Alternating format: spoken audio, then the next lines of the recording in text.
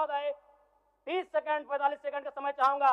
आदरणीय परम श्रद्धेय, सीजीएल का मामला अभी भी गर्म है। यदि सरकार को लग रहा है वो सच्चे हैं तो सांच को आज क्या करा लीजिए जांच, सांच को आज क्या करा लीजिए जांच। और अब कब तक बहाना दीजिएगा कि ये विपक्ष की साजिश है?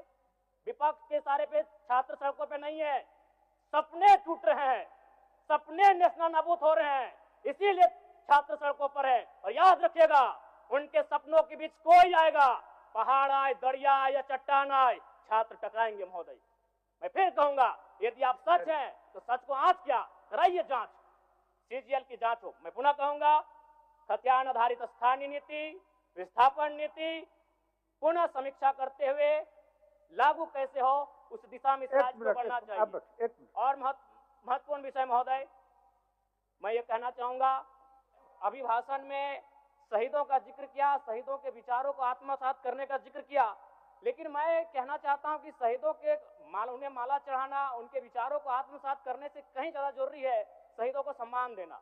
मैं एक झारखंड, चूंकि माननीय मुख्यमंत्री भी झारखंड आंदोलनकारी के सुपुत्र, आज वो मुख्यमंत्री हैं, मैं भी एक झारखंड आंदोलनकारी का बेटा हूं, आज मैं विधायक के रूप में आपके बीच हूं, लेकिन आज असंख्य झारखंड आंदोलनकारी के परिवार है जो आज छत बिछत हो चुका है। इसलिए मैं चाहता हूं, जिस प्रकार एसटी आरक्षण, ओबीसी आरक्षण और एससी आरक्षण, ईडब्ल्यूएस आरक्षण के साथ झारखंड आंदोलन की लड़ाई लड़ने वाले आंदोलनकारियों के परिवार को, आश्रितों को 5% आरक्षण की व्यवस्था की जाए, ये मैं सदन से मांग करता हूं। अध्यक्ष महोदय, थोड़ा सा और समय लूंगा। अब हो गया जयराम, जब सरकार का उत्तर होना है, अब सरकार फिर बाद में फिर सेकंड पारी में मौका मिलेगा। मान्यवर 30 सेकंड, मान्यवर 30 सेकंड।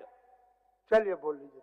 राज्यपाल महोदय के अभिभाषण में इको टूरिज्म डेवलपमेंट कॉर्पोरेशन निर्माण की बात कही है, जो कि सराहनीय है।